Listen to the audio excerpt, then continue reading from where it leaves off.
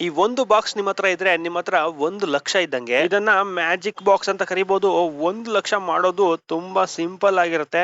50, 100, 200 ಹಾಗೇನೆ 500 ಈ ತರ ಸಣ್ಣ ಅಮೌಂಟ್ ಇಂದ ಸೇವ್ ಮಾಡಬಹುದು. ಇದನ್ನ ಹೇಗೆ ಯೂಸ್ ಮಾಡೋದು ಅಂದ್ರೆ ಜಸ್ಟ್ ನಿಮ್ಮ ಹತ್ರ 50, 100, 200 ಅಥವಾ 500 ರೂಪಾಯಿ ಎಷ್ಟು ರೂಪಾಯಿ ಇದೆ ಅಷ್ಟು ರೂಪಾಯಿಯನ್ನ ಈ ರೀತಿ ಮಡಚಿ ಈ ಬಾಕ್ಸ್ ಒಳಗೆ ಹಾಕಿ ಎಷ್ಟು ರೂಪಾಯಿ ಹಾಕ್ತೀರಾ ಅದನ್ನ ಇಲ್ಲಿ ಮಾರ್ಕ್ ಮಾಡಿ. ಎಲ್ಲಾ ಮಾರ್ಕ್ ಕಂಪ್ಲೀಟ್ ಆದ್ಮೇಲೆ ನಿಮ್ಮ ಹತ್ರ 1,00,000 ರೂಪಾಯಿ ಇರುತ್ತೆ. ಸೈಕಾಲಜಿಕಲಿ ಸೇವ್ ಮಾಡೋಕೆ ಬೆಸ್ಟ್ ಪ್ರಾಡಕ್ಟ್. ಈ ಒಂದು ಪ್ರಾಡಕ್ಟ್ ಲಿಂಕ್ ಬೇಕು ಅಂದ್ರೆ ಡಿಸ್ಕ್ರಿಪ್ಷನ್ ಲಿಂಕ್ ಕೊಟ್ಟಿರ್ತೀನಿ, ಚೆಕ್ ಮಾಡಿ. ಸ್ನೇಹಿತರೆ ಎಲ್ಲರಿಗೂ ನಮಸ್ಕಾರ. ಗೃಹಲಕ್ಷ್ಮಿ ಮತ್ತೆ ಗೃಹ ಜ್ಯೋತಿ ಯೋಜನೆಯ ಫಲಾನುಭವಿಗಳಿಗೆ ಒಂದು ಸಮಾಧಾನಕರ ಅಂದ್ರೆ ಒಂದು ಬಿಗ್ ರಿಲೀಫ್ ಸುದ್ದಿ ಅಂತಾನೆ ಹೇಳ್ಬೋದು. ಯಾಕೆ ಅಂದ್ರೆ ಕಳೆದ ಕೆಲವು ದಿನಗಳ ಹಿಂದೆನೆ ಸಿಎಂ ಆದಂತಹ ಡಿ.ಕೆ. ಶಿವಕುಮಾರ್ ಅವರು ಒಂದು ಸುದ್ದಿಯನ್ನ ಕೊಟ್ಟಿದ್ರು. ಏನು ಅಂದ್ರೆ ಗೃಹಲಕ್ಷ್ಮಿ ಹಣ ಪಡೆಯೋದಕ್ಕೆ, ಗೃಹ ಜ್ಯೋತಿ ಫ್ರೀ ಕರೆಂಟ್ ಪಡೆಯೋದಕ್ಕೆ ನೀವು ಮತ್ತೆ ಅರ್ಜಿಯನ್ನ ಸಲ್ಲಿಸಬೇಕಾಗುತ್ತೆ ಅಂತ ಒಂದು ಮಾಹಿತಿಯನ್ನ ಕೊಟ್ಟಿದ್ರು. ಅವರೇ ಸ್ವತಃವಾಗಿ ಕೊಟ್ಟಿದ್ರು. ಅದ್ರ ಬಗ್ಗೆ ನಾನು ಕೂಡ ನಿಮ್ಗೆ ತಿಳಿಸ್ಕೊಟ್ಟಿದ್ದೆ. ಆದ್ರೆ ಈಗ ಗೃಹಲಕ್ಷ್ಮಿ ಹಾಗೆ ಗೃಹ ಜ್ಯೋತಿ ಯೋಜನೆಯ ಫಲಾನುಭವಿಗಳಿಗೆ ಒಂದು ಗುಡ್ ನ್ಯೂಸ್ ಅಂತಾನೆ ಹೇಳ್ಬೋದು. ಯಾಕೆ ಅಂದ್ರೆ ಸಿಎಂ ಡಿ.ಕೆ. ಶಿ ಅವರು ಮತ್ತೆ ಮಾಹಿತಿಯನ್ನ ಕೊಟ್ಟಿದ್ದಾರೆ. ಈಗ ಮತ್ತೆ ಅರ್ಜಿಯನ್ನ ಸಲ್ಲಿಸುವಂತಹ ಅವಶ್ಯಕತೆ ಇಲ್ಲ ಅಂತ ಹೇಳಿದ್ದಾರೆ. ಸೊ ಹಾಗಾದ್ರೆ ಮತ್ತೆ ಅರ್ಜಿಯನ್ನು ಸಲ್ಲಿಸಬೇಕಾಗಿಲ್ಲ ಅಂದ್ರೆ ಇನ್ನೇನು ಮಾಡ್ಬೇಕು ಅನ್ನೋದನ್ನು ಕೂಡ ಇಲ್ಲಿ ಸಿಎಂ ಅವರು ಒಂದು ಮಾಹಿತಿಯನ್ನ ಕೊಟ್ಟಿದ್ದಾರೆ. ಅದ್ರ ಬಗ್ಗೆ ನೀವು ತಿಳ್ಕೊಳ್ಳೇಬೇಕು. ಸೊ ಅದು ಏನು ಅಂತ ನಿಮ್ಗೆ ಮುಂದೆ ತಿಳಿಸ್ಕೊಡ್ತೀನಿ. ಇದರ ಜೊತೆಯಲ್ಲಿ ಗೃಹಲಕ್ಷ್ಮಿ ಯೋಜನೆಯಲ್ಲಿ ಒಂದು ಬದಲಾವಣೆಯನ್ನ ಮಾಡ್ಬೇಕು ಅಂತ ಇದ್ದಾರೆ. ಒಂದು ಬದಲಾವಣೆಗಿಂತ ಒಂದು ಅಪ್ಡೇಟ್ ಅನ್ನ ಮಾಡ್ಬೇಕು ಅಂತ ಇದ್ದಾರೆ. ಅದು ತುಂಬಾ ಚೆನ್ನಾಗಿದೆ. ಏನಂದ್ರೆ ಗೃಹಲಕ್ಷ್ಮಿ ಯೋಜನೆ ಹಣ ಸರ್ಕಾರದಿಂದ ಏನು ಮಹಿಳೆಯರ ಖಾತೆಗೆ ಹಣ ಬಿಡುಗಡೆ ಆಗುತ್ತಲ್ಲ, ಆ ಮಹಿಳೆಯರ ಖಾತೆಗೆ ಬಂದಾಗ ಒಂದು ಸೌಂಡ್ ಸಿಸ್ಟಮ್ ಅನ್ನ ತರಬೇಕು ಅಂತ ಇದ್ದಾರೆ. ಅದ್ರ ಬಗ್ಗೆನೂ ಕೂಡ ನಿಮ್ಗೆ ಹೇಳ್ತೀನಿ. ಅಂದ್ರೆ ಹಣ ಬಂದ್ರೆ ನಿಮ್ಗೆ ಸೌಂಡ್ ಮುಖಾಂತರ ನಿಮ್ಗೆ ತಿಳಿಸುತ್ತೆ. ಅದು ಹೇಗೆ ಏನು ಅಂತಾನು ಕೂಡ ನಿಮ್ಗೆ ತಿಳಿಸ್ಕೊಡ್ತೀನಿ. ವಿಡಿಯೋವನ್ನ ಕೊನೆವರೆಗೂ ನೋಡಿ, ನಿಮ್ಗೆ ಇನ್ಫಾರ್ಮೇಶನ್ ತುಂಬಾ ಚೆನ್ನಾಗಿರುತ್ತೆ. ಸೊ ಹಾಗೇನೆ ನೀವೇನಾದ್ರೂ ನಮ್ಮ ಚಾನಲ್ಗೆ ಸಬ್ಸ್ಕ್ರೈಬ್ ಮಾಡ್ಕೊಂಡಿಲ್ಲ ಅಂದ್ರೆ ಚಾನಲ್ಗೆ ಸಬ್ಸ್ಕ್ರೈಬ್ ಮಾಡ್ಕೊಳ್ಳಿ. ಹಾಗೆ ಪಕ್ಕದಲ್ಲಿರುವಂತ ಬೆಲ್ ಐಕನ್ ಕ್ಲಿಕ್ ಮಾಡ್ಕೊಳ್ಳಿ. ನೋಡಿ, ಸರ್ಕಾರದಿಂದ ಏನೇ ಒಂದು ಸಣ್ಣ ಪುಟ್ಟ ಮಾಹಿತಿ ಬಂದ್ರೂ ಕೂಡ ನಾನು ನಿಮ್ಗೆ ತಿಳಿಸ್ಕೊಡುವಂತದ್ದು ನನ್ನ ಕರ್ತವ್ಯ ಆಗಿರುತ್ತೆ. ಯಾಕೆಂದ್ರೆ ನಾನು ಯಾವುದೋ ಒಂದು ಸುದ್ದಿಯನ್ನ ನಿಮ್ಗೆ ತಿಳಿಸ್ಬಿಟ್ಟು ಸುಮ್ನೆ ಆಗ್ಬಿಟ್ರೆ ಅದು ಸರಿ ಬರಲ್ಲ.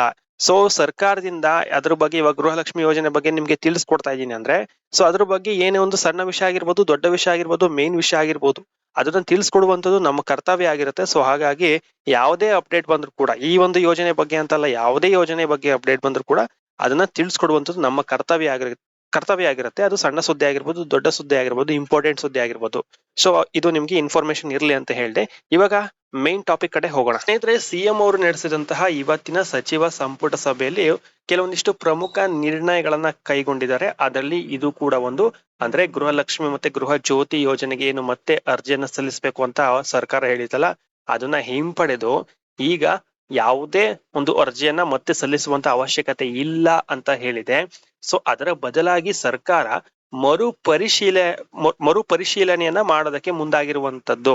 ಇದಕ್ಕೆಲ್ಲಾನು ಕೂಡ ಸಿದ್ಧತೆಯನ್ನ ಮಾಡ್ಕೊಳ್ತಾ ಇದೆ. ಸೊ ಅಧಿಕಾರಿಗಳು ಒಂದು ಮಾದರಿ ಅರ್ಜಿಯನ್ನ ಸಿದ್ಧಪಡಿಸಿದ್ದಾರಂತೆ. ಅದನ್ನ ಮುಖ್ಯಮಂತ್ರಿ ಹಾಗೂ ಸಚಿವರ ಮುಂದೆ ಅದನ್ನ ತೋರಿಸಿದ್ದಾರೆ, ಅಂದ್ರೆ ಪ್ರದರ್ಶನ ಮಾಡಿದ್ದಾರೆ. ಸೊ ಈ ಕುರಿತು ಅಂತಿಮ ತೀರ್ಮಾನ ಸಚಿವ ಸಂಪುಟ ಸಭೆಯಲ್ಲಿ, ಅಂದ್ರೆ ನಾಳೆ ಒಂದು ಸಚಿವ ಸಂಪುಟ ನಡೆಯುತ್ತೆ. ಸೊ ಅದರಲ್ಲಿ ಅಂತಿಮ ತೀರ್ಮಾನವನ್ನ ತಗೊಳ್ತಾರೆ. ಆದ್ರೆ ಇದೀಗ ಬಂದಿರುವಂತಹ ಪ್ರಮುಖ ಸುದ್ದಿ ಏನಂದ್ರೆ ಮತ್ತೆ ಅರ್ಜಿನ ಸಲ್ಲಿಸುವಂತ ಅವಶ್ಯಕತೆ ಇಲ್ಲ ಅಂತ ಇಲ್ಲಿ ತಿಳಿದು ಬಂದಿರುವಂತದ್ದು. ಇಲ್ಲಿ ಸರ್ಕಾರ ಮತ್ತೆ ಅರ್ಜಿಯನ್ನ ಪಡೆಯೋದ್ರ ಬದಲಾಗಿ ಮರುಪರಿಶೀಲನೆಯನ್ನ ಮಾಡೋದಕ್ಕೆ ಮುಂದಾಗಿದೆ. ಸೊ ಈ ಒಂದು ಮರುಪರಿಶೀಲನೆ ವೇಳೆ ಅಧಿಕಾರಿಗಳು ಮನೆ ಮನೆಗೆ ಭೇಟಿ ನೀಡಿ ಪರಿಶೀಲನೆಯನ್ನು ನಡೆಸ್ತಾರಂತೆ. ಸೊ ಈ ಒಂದು ಸಂದರ್ಭದಲ್ಲಿ ಆಧಾರ್ ಕಾರ್ಡು, ಮತದಾರರ ಗುರುತಿನ ಚೀಟಿ ಅಂದ್ರೆ ವೋಟರ್ ಐಡಿ, ಮತ್ತೆ ಪಡಿತರ ಚೀಟಿ ಅಂದ್ರೆ ರೇಷನ್ ಕಾರ್ಡ್ ಡೀಟೇಲ್ಸ್ ಅನ್ನ ಕೊಡ್ಬೇಕಾಗುತ್ತೆ. ಅದನ್ನ ಕೇಳಬಹುದು. ಜೊತೆಗೆ KYC ಹಾಗೂ ಸ್ಥಳ ಪರಿಶೀಲನೆ, ಅಂದ್ರೆ KYC ನಿಮ್ಮ ಒಂದು ಆಧಾರ್ ಕಾರ್ಡ್ ಆಗಿರ್ಬೋದು, ಬ್ಯಾಂಕ್ ಅಕೌಂಟ್ ಆಗಿರ್ಬೋದು, ಮತ್ತೆ ನಿಮ್ಮ ಒಂದು ರೇಷನ್ ಕಾರ್ಡ್ ಆಗಿರ್ಬೋದು, ಎಲ್ಲಾನು ಕೂಡ ಡೇಟಾ ಮ್ಯಾಚ್ ಇದೆಯಾ, ಏನಾದ್ರು ಮಿಸ್ ಮ್ಯಾಚ್ ಇದೆಯಾ, ಏನಾದ್ರು ವ್ಯತ್ಯಾಸ ಇದೆಯಾ ಅಂತ ನೋಡ್ತಾರೆ.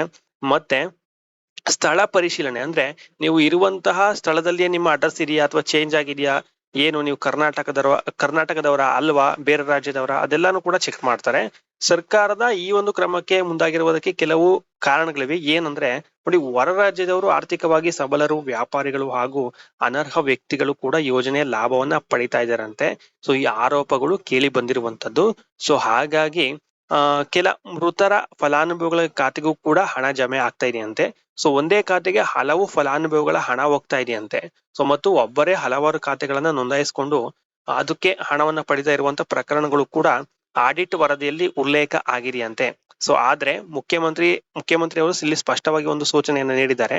ಒಬ್ಬ ಅರ್ಹ ಫಲಾನುಭವಿಗೂ ಕೂಡ ತೊಂದರೆ ಆಗ್ಬಾರ್ದು, ಅನರ್ಹರನ್ನ ಮಾತ್ರ ಗುರುತಿಸಿ ಯೋಜನೆಯ ದುರುಪಯೋಗವನ್ನು ತಡೀಬೇಕು ಅಂತ ಇಲ್ಲಿ ಹೇಳಿದ್ದಾರೆ. ಅಂದ್ರೆ ಅರ್ಹರು ಯಾರಿದ್ದೀರಾ ಅವ್ರಿಗೆ ಯಾವುದೇ ರೀತಿ ತೊಂದರೆ ಆಗ್ಬಾರ್ದು, ಅನರ್ಹರು ಯಾರು ಲಾಭವನ್ನ ಪಡಿಬಾರ್ದು ಅನ್ನುವಂತ ಮುಖ್ಯ ಸೂಚನೆಯನ್ನ ಕೊಟ್ಟಿದ್ದಾರೆ. ಇನ್ನೊಂದು ಪ್ರಮುಖ ಮಾಹಿತಿ ಏನಂದ್ರೆ, ಈ ಗೃಹಲಕ್ಷ್ಮಿ ಯೋಜನೆ ಹಣ ಏನ್ ಬರ್ತಿತ್ತು ಆ ಒಂದು ಹಣ ಬ್ಯಾಂಕ್ ಸಾಲದ ಖಾತೆಗೆ ಜಮೆ ಆಗ್ತಾ ಇತ್ತು. ಅಂದ್ರೆ ಈ ಗೃಹಲಕ್ಷ್ಮಿ ಯೋಜನೆ ಅಡಿಯಲ್ಲಿ ಏನ್ ಹಣ ಬರ್ತಾ ಇತ್ತು ಅದು ಬ್ಯಾಂಕ್ ಅಲ್ಲಿ ಇರುವಂತ ಸಾಲಕ್ಕೆ ಕಟ್ ಆಗ್ತಾ ಇತ್ತು. ಸೊ ಅದರಿಂದ ಕೆಲವರು ಅಕೌಂಟ್ ಗಳನ್ನ ಬದಲಾಯಿಸಿಕೊಂಡಿದ್ದಾರೆ.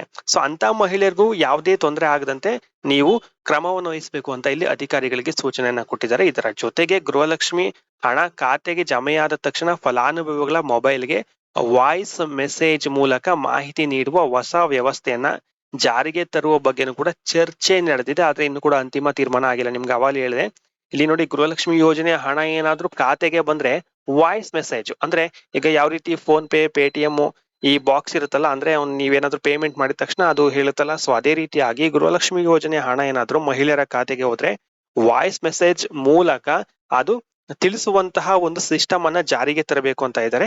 ಇದನ್ನ ಮುಂದಿನ ದಿನಗಳಲ್ಲಿ ತರುವಂತ ಎಲ್ಲಾ ಸಾಧ್ಯತೆ ಇದೆ. ಇನ್ನು ಗೃಹ ಜ್ಯೋತಿ ಬಗ್ಗೆ ಹೇಳಿದರೆ, ಗೃಹ ಜ್ಯೋತಿ ಯೋಜನೆ ಅಡಿಯಲ್ಲಿ ಈಗಾಗಲೇ ಸುಮಾರು 1.65 ಕೋಟಿ ಫಲಾನುಭವಿಗಳು ಸೌಲಭ್ಯನ ಪಡಿತಿದ್ದಾರೆ. ಮತದಾರರ ಪಟ್ಟಿಯಲ್ಲಿರುವಂತ ಅರ್ಹರೇ ಯೋಜನೆಗಳ ಲಾಭವನ್ನ ಪಡೆಯುವಂತ ಪರಿಶೀಲನೆ ನಡೆಸಲು ಸೂಚನೆಯನ್ನು ನೀಡಲಾಗಿದೆ. ಇಲ್ಲಿ ಗೃಹ ಜ್ಯೋತಿ ಯೋಜನೆ ಅಡಿಯಲ್ಲಿನೂ ಕೂಡ ಪರಿಶೀಲನೆ ಮಾಡೋದಕ್ಕೆ ಸಿಎಂ ಅವರು ಸೂಚನೆಯನ್ನ ಕೊಟ್ಟಿದ್ದಾರೆ. ಅಂದ್ರೆ ಉಚಿತ ಕರೆಂಟ್ ಏನಿದೆ, ಸೊ ಅದು ಯಾರಿಗೆ ಅಂದ್ರೆ ಮತದಾರರ ಪಟ್ಟಿಯಲ್ಲಿದ್ದು ಅವ್ರೇನಾದ್ರೂ ಕರ್ನಾಟಕದವರು ಆಗಿದ್ರೆ ಮಾತ್ರ ಸಿಗಬೇಕು, ಆ ರೀತಿಯಾಗಿ ನೋಡ್ಕೊಳ್ಳಿ ಅಂತ ಇಲ್ಲಿ ಸಿಎಂ ಅವರು ಸೂಚನೆಯನ್ನ ಕೊಟ್ಟಿದ್ದಾರೆ. ಸೊ ಇದರ ಜೊತೆಗೆ ಇನ್ನೊಂದು ರಿಕ್ವೆಸ್ಟ್ ಅನ್ನು ಕೂಡ ಮಾಡಿದ್ದಾರೆ. ಏನಂದ್ರೆ ಆರ್ಥಿಕವಾಗಿ ಸಬಲರಾಗಿದ್ದು ಅಂದ್ರೆ ಆರ್ಥಿಕವಾಗಿ ಚೆನ್ನಾಗಿದ್ದು ಅವರೇನಾದ್ರೂ ಸ್ವಯಂ ಪ್ರೇರಿತವಾಗಿ ಗ್ಯಾರಂಟಿ ಯೋಜನೆಗಳನ್ನ ತ್ಯಜಿಸುವ ಫಲಾನುಭವಿಗಳು ಏನಿದ್ರೆ, ಸೊ ಅವರು ನಿಮ್ಮ ಸಂಬಂಧಪಟ್ಟ ಇಲಾಖೆಗೆ ಹೋಗಿ ನೀವು ಅದನ್ನ ತ್ಯಜಿಸಬಹುದು. ಅಂದ್ರೆ ನಮ್ಮ ಹತ್ರ ಚೆನ್ನಾಗಿ ದುಡ್ಡಿದೆ, ಸೊ ನಮ್ಗೆ ಈ ಗ್ಯಾರಂಟಿ ಯೋಜನೆಗಳ ಅವಶ್ಯಕತೆ ಇಲ್ಲ ಅಂತ ಹೇಳ್ಬಿಟ್ಟು ನೀವೇನಾದ್ರೂ ಸ್ವಯಂ ಪ್ರೇರಿತವಾಗಿ ಹೋಗಿ ಅಧಿಕಾರಿಗಳಿಗೆ ಮಾಹಿತಿ ಕೊಟ್ರೆ, ಸೊ ಆ ಒಂದು ಯೋಜನೆಯಿಂದ ಬರ್ತಾ ಇರುವಂತಹ ಸೌಲಭ್ಯ ಏನಿದೆ ಅದನ್ನ ನಿಲ್ಲಿಸ್ತಾರೆ. ಸೊ ಇದು 90% ಯಾರು ಮಾಡಲ್ಲ, 10% ಮಾಡ್ತಾರೆ. ಸೊ ನೋಡಿ, ಇದ್ರ ಬಗ್ಗೆ ನಿಮ್ಮ ಅನಿಸಿಕೆ ಮತ್ತೆ ಅಭಿಪ್ರಾಯಗಳನ್ನ ಕಾಮೆಂಟ್ ಮುಖಾಂತರ ತಿಳಿಸಿ. ಒಟ್ಟಾರೆಯಾಗಿ ಇವತ್ತಿನ ಸಚಿವ ಸಂಪುಟ ಸಭೆಯಲ್ಲಿ ಸಿಎಂ ಅವರು ಹಲವಾರು ವಿಷಯಗಳ ಬಗ್ಗೆ ಚರ್ಚೆ ಮಾಡಿದ್ದಾರೆ. ಅದರಲ್ಲಿ ಇದು ಕೂಡ ಒಂದು. ಮತ್ತೆ ಅರ್ಜಿ ಸಲ್ಲಿಕೆ ತಗೊಳ್ತಾ ಇಲ್ಲ ಅಂದ್ರೆ ಮತ್ತೆ ಅರ್ಜಿ ಸಲ್ಲಿಕೆ ಮಾಡುವಂತ ಅವಶ್ಯಕತೆ ಇಲ್ಲ ಅಂತ ಇಲ್ಲಿ ಮಾಹಿತಿ ಇರುವಂತದ್ದು. ಸೊ ಇದ್ರ ಬಗ್ಗೆ ನಿಮ್ಮ ಅನಿಸಿಕೆ ಅಭಿಪ್ರಾಯಗಳನ್ನ ಕಾಮೆಂಟ್ ಮಾಡಿ ತಿಳಿಸಿ. ಮತ್ತೆ ಮನೆಗೆ ಏನಾದ್ರೂ ಅಧಿಕಾರಿಗಳು ಬಂದು ಪರಿಶೀಲನೆಯನ್ನ ಮಾಡಿದ್ರೆ, ಸೊ ಯಾವುದೇ ಕಾರಣಕ್ಕೂ ಸುಳ್ಳು ಮಾಹಿತಿಗಳನ್ನ ಕೊಡೋದಕ್ಕೆ ಹೋಗ್ಬೇಡಿ ಅಥವಾ ಸುಳ್ಳು ದಾಖಲೆಗಳನ್ನ ಕೊಡೋದಕ್ಕೆ ಹೋಗ್ಬೇಡಿ. ಏನು ನಿಜ ಏನಿದೆ ಅದನ್ನೇ ಮಾಡಿ. ಮತ್ತೆ ಪರಿಶೀಲನೆಗೆ ಬಂದ್ರೆ ಯಾವುದೇ ರೀತಿ ಏನ್ ಭಯ ಪಡಬೇಡಿ. ನಿಮ್ಮ ಹತ್ರ ಏನ್ ಇನ್ಫಾರ್ಮೇಶನ್ ಇದೆಯೋ ಅದನ್ನ ಹೇಳಿ. ಮತ್ತೆ ಪರಿಶೀಲನೆ ವೇಳೆ ನೀವು ತಪ್ಪಿಸ್ಕೋಬೇಡಿ, ಓಕೆನಾ? ನಿಜವಾದ ಮಾಹಿತಿಯನ್ನ ಕೊಡಿ, ಯಾವುದೇ ರೀತಿ ತೊಂದರೆ ಆಗೋದಿಲ್ಲ. ಸೊ ಇದಿಷ್ಟು ಗೃಹಲಕ್ಷ್ಮಿ ಮತ್ತೆ ಗೃಹ ಜ್ಯೋತಿ ಬಗ್ಗೆ ಇರುವಂತಹ ಲೇಟೆಸ್ಟ್ ಅಪ್ಡೇಟ್. ಇದ್ರ ಬಗ್ಗೆ ಏನಾದ್ರೂ ಅಧಿಕೃತ ಮಾಹಿತಿ ಬಂದ್ರೆ ಖಂಡಿತವಲ್ಲ ನಿಮ್ಗೆ ತಿಳಿಸ್ಕೊಡ್ತೀನಿ. ಚಾನಲ್ ಸಬ್ಸ್ಕ್ರೈಬ್ ಮಾಡ್ಕೊಳ್ಳಿ. Thank you for watching.